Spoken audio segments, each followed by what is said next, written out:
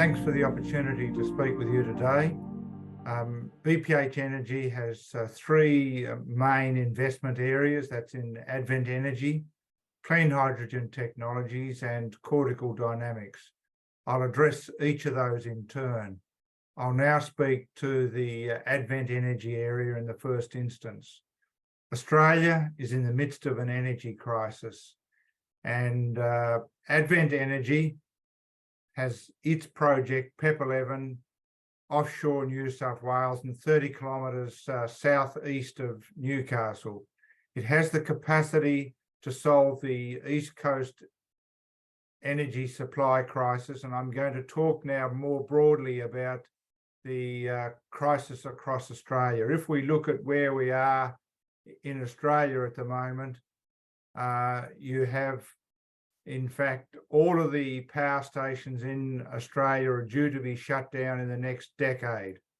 What you have offshore in Australia is shown here in this slide, which is all the permits to the northwest of Australia, offshore Sydney, and down and offshore Victoria. Victoria is due to reduce its output by around 50% over the next 3 years, and that's part of the entire problem. When we look at across Australia now, you actually see that Snowy Hydro, which is a pumped hydro, won't be ready perhaps now for another 5 or 8 years. It's gone up from $2 billion in cost to perhaps $6 to at least $10 billion. So Liddell, New South Wales coal-fired power station has just closed, and we have 2 more power stations in New South Wales which are due to close before Snowy Hydro is now ready.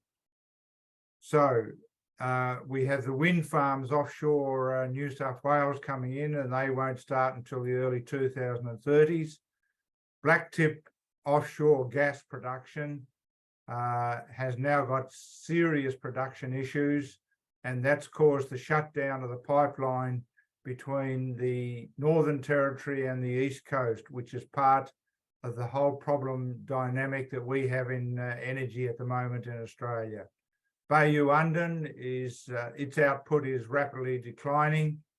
Beetaloo will take several more years in the onshore area to prepare for commercial production, and the new gas-fired generator in Wollongong will be ready at the end of 2023, and the source of gas is uncertain.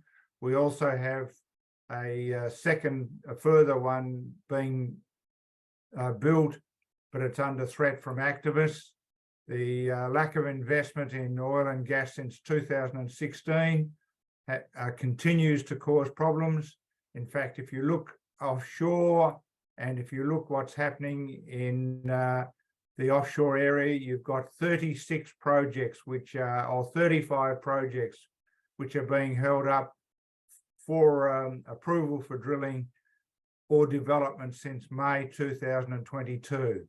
So not a single new rig has joined in to be able to produce more in the offshore area, and Australia, then the PEP 11 permit can be a real part of that solution.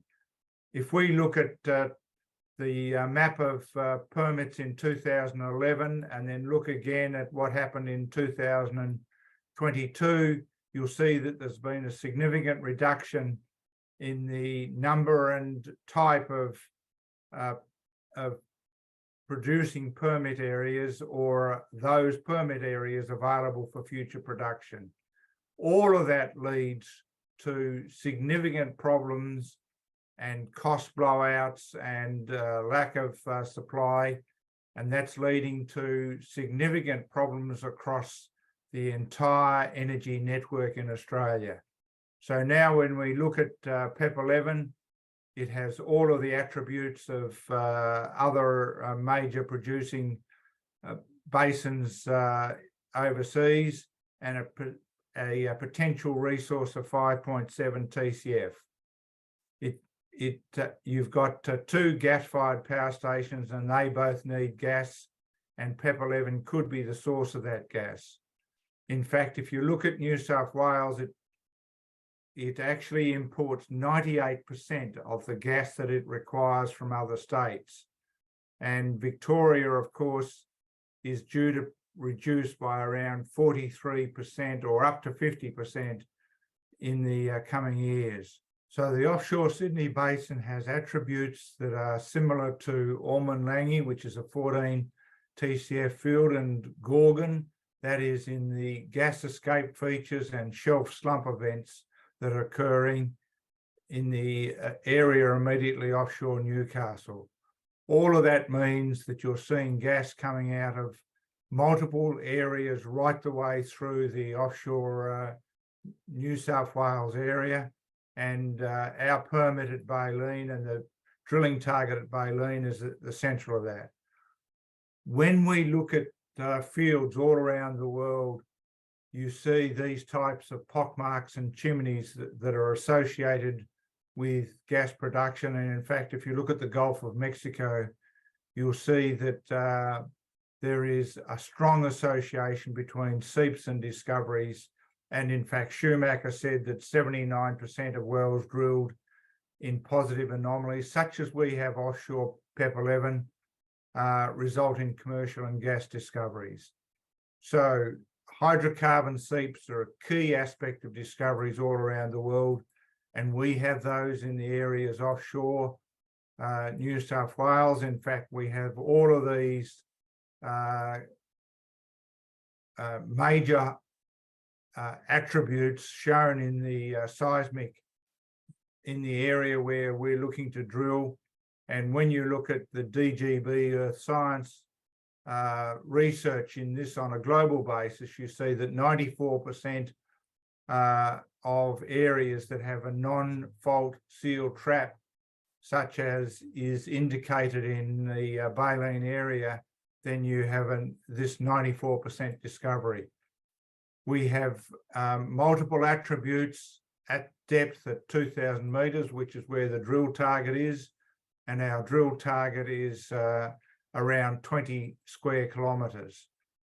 This is a gas target, and as long ago as 1993, the researchers at that time determined that that was the case.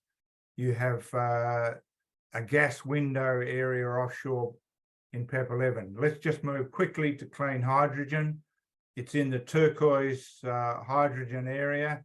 The objective of production is at $2 a kilogram, and that puts it on in the same area as the other turquoise hydrogen development projects around the world, including that which has been invested into by Bill Gates.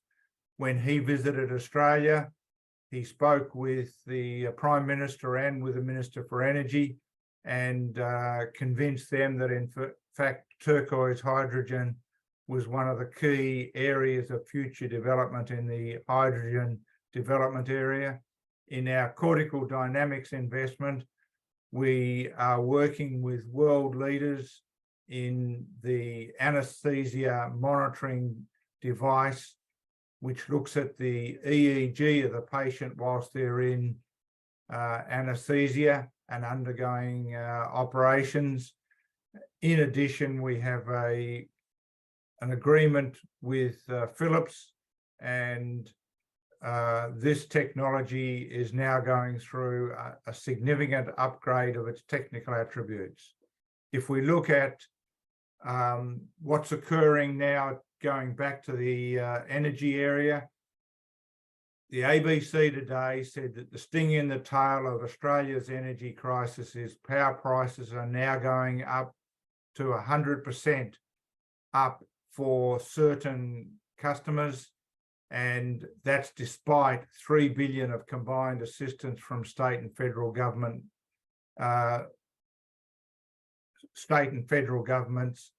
And so we really are in an energy crisis, and we can, in fact, offer a potential solution to that.